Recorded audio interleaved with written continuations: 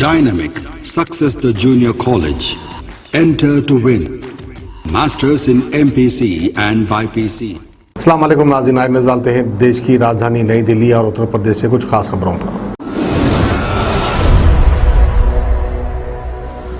UP gate पर काला दिवस मनाने के दौरान भाकियू के राष्ट्रीय प्रवक्ता राकेश टिकैत ने मंच से किसानों को संबोधित किया। उन्होंने कहा कि आंदोलन को 6 महीने पूरे हो गए हैं।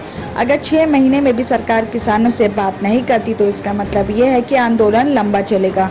उन्होंने कहा कि किसान कभी भी सरकार के पुतले फूंकने में विश्वास नहीं रखता था, मगर अब सरकार ने मजबूर कर दिया है। काला दिवस के दिन यूपी बॉर्डर पर ही नहीं बल्कि पूरे देश में काले झंडे लगाकर विरोध हो रहा है। आपको बता दें कि यूपी गेट पर कृषि कानून के खिलाफ आंदोलन कर रहे किसान आज काला दिवस मना रहे हैं। आंदोलन के 6 महीने पूरे होने पर सरकार की तरफ से कोई भी सॉल्यूशन नहीं निकलने पर किसानों में गुस्सा भरा हुआ है। बुधवार को यूपी गेट पर आंदोलनकारी किसान काला दिवस मनाने के साथ साथ केंद्र सरकार का पुतला जलाने की तैयारी कर रहे थे।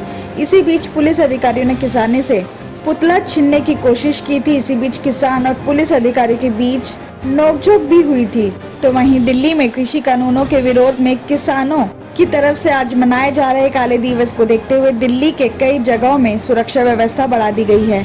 टिकरी बॉर्डर पर भी किसानों ने काले झंडे लगाए हैं। तो वहीं अमृतसर में छब्बा गांव में लोगों ने अपने घरों पर कृषि कानून के विरोध में भी काले झंडे लगाए हैं। राकेश टिकैत ने ये भी बताया कि हम काले झंडे के साथ ही तिरंगा भी लेकर चल रहे हैं। 6 महीने पूरे होने गए हैं लेकिन सरकार हमारी बात नहीं सुन रही है, इसलिए किसान काले झंडे रखने को मजबूर हुए हैं। हम सब कुछ शांतिपूर्वक करेंगे। हम कोविड के नियमों का भी पालन कर रहे हैं। यहाँ कोई नहीं आ रहा है, लोग जहाँ हैं वहीं झंडे लगा रहे हैं। तो वहीं पुलिस ने सिंघू, टिकरी, गाजीपुर बॉर्डर के साथ साथ कई जगहों पर पुलिस ने सुरक्षा व्यवस्था बढ़ा दी गई है।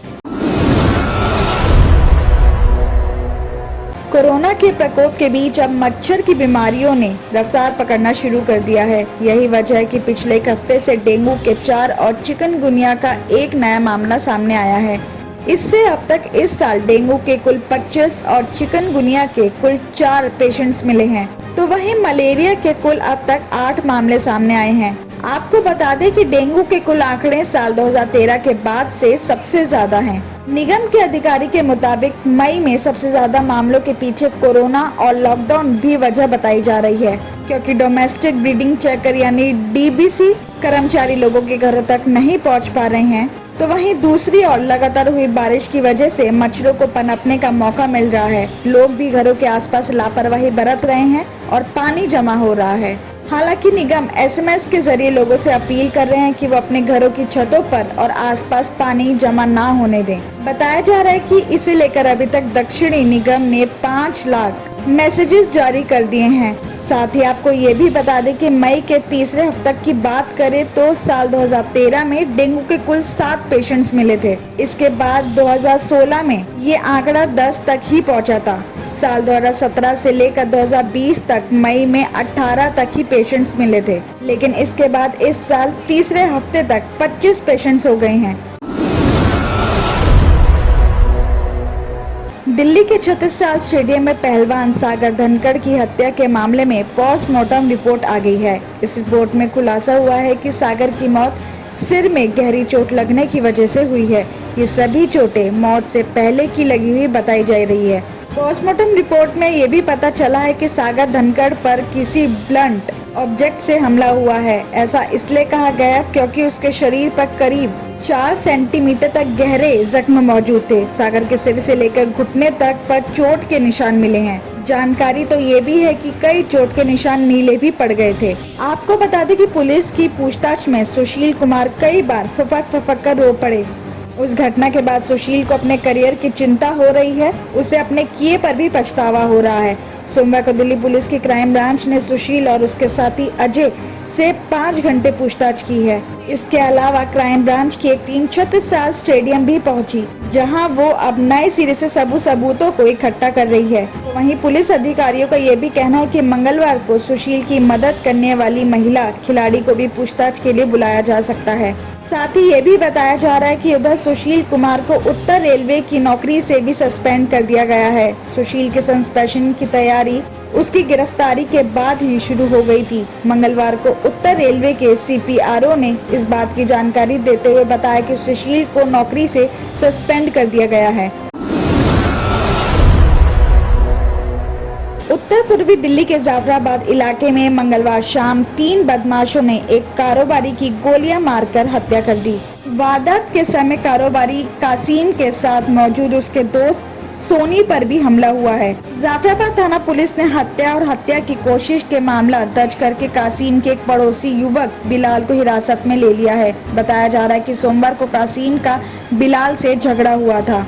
जांच के दौरान पता चला है कि बदमाशों ने कासिम को बेहद नजदीक से 8 से 10 गोलियां मारी हैं। पुलिस के मुताबिक कासिम अपने परिवार, पत्नी और अपने 2 बच्चों के साथ वहां रहता था। मंगलवार शाम को कासिम अपने दोस्त सोनी के साथ किसी दूसरे दोस्त की दुकान पर बैठा हुआ था। शाम करीब 6 बजे हेलमेट पहने 3 बदमाश अचानक उस दुकान पर पहुंचे और उन्होंने कासिम को निशाना बनाकर ताबड़तोड़ गोलियां चलाना शुरू कर दी। कासिम ने भागने की कोशिश की तो एक बदमाश ने उसको पकड़ लिया और बाद में उसके पास आकर काफी गोलियां बरसा दी। सोनी ने जब इस बात का विरोध किया तो एक बदमाश ने उनके हाथ पर गोली मार दी।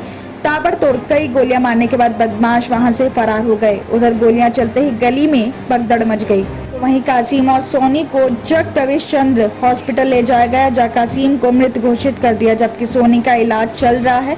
सूचना मिलने के बाद पुलिस भी मौके पर पहुंच गई। जांच के दौरान पता चला है कि सोमवार को कासिम की गली में रहने वाले किसी बिलाल से झगड़ा हो गया था। कासिम ने दूसरे का पक्ष लेकर बीच बचाव करवाया था। इसी बात पर बिलाल ने कासिम को देख लेने की भी धमकी दी थी। फिलहाल पुलिस ने बिलाल को हिरासत में लेकर उससे पूछताछ करनी शुरू कर दी है। किडनी के अमराज से परेशान मायूस लोगों के लिए खुशखबरी। R&S यूनानी फार्मेसी किडनी और गॉल ब्लैडर स्टोन के खात्मे का जरिया। अब UNI स्टोन कैप्सूल्स के जरिए खात्मा कीजिए। No operation, no side effects, 100% result. सिर्फ UNI स्टोन कैप्सूल से मुस्तहिक लोगों के लिए खुसूसी रियायत। फिर से पथरी न होने का मुकम्मल इलाज। दर्द, कॉन्स्टिपेशन और पुराने कब्ज से निजात पाइए। आज ही तशरीफ लाएं। R&S यूनानी pharmacy, first floor, syndicate bank, Bahadurpura X road, Hyderabad. Contact 9703 939 436 9063 383760।